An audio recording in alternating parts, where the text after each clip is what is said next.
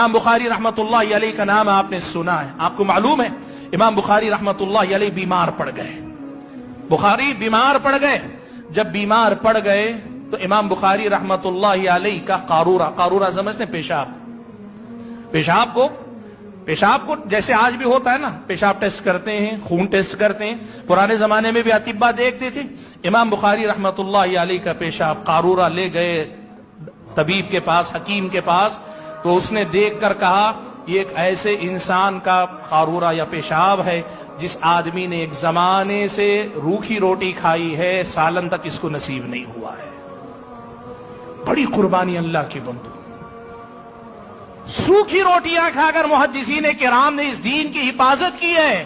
اور آپ کو معلوم ہے امام بخاری ہی کے بارے میں لکھا ہے، امام بخاری ہی کے بارے میں لکھا کہ ایک رات کسی کے ہاں مہمان ہوئے، ایک رات کسی کے ہاں مہمان ہوئے.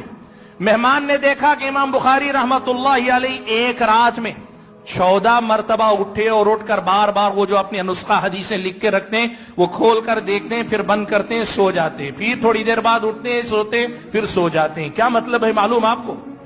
دن تو دن ہے، ان کی راتوں میں بھی ان کے دماغ میں اگر کچھ چلتا تھا تو وہ حدیث رسول تھی اور اس کے علاوہ کچھ نہیں تھا، صرف حدیث رسول بس.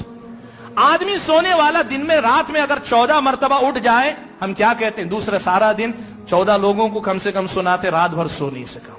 یہ امام بخاری کی راتیں ہیں، یہ محدثین کی قربانیاں. آپ کو معلوم ہے کتنی قربانیاں اگر آپ محدثین کی سیرتیں پڑھتے جائیں، بڑی قربانیاں محدثین کرام نے دی. میں یہ بات آج بڑی ذمہ داری کے ساتھ آپ کے سامنے کہنا چاہتا ہوں کہ اللہ تعالیٰ کے دین کی حفاظت، اور خاص طور پر جو بدعتیں بعد کے زمانے میں وجود میں آئے، آپ نوٹ کر کے دیکھو یہ بات.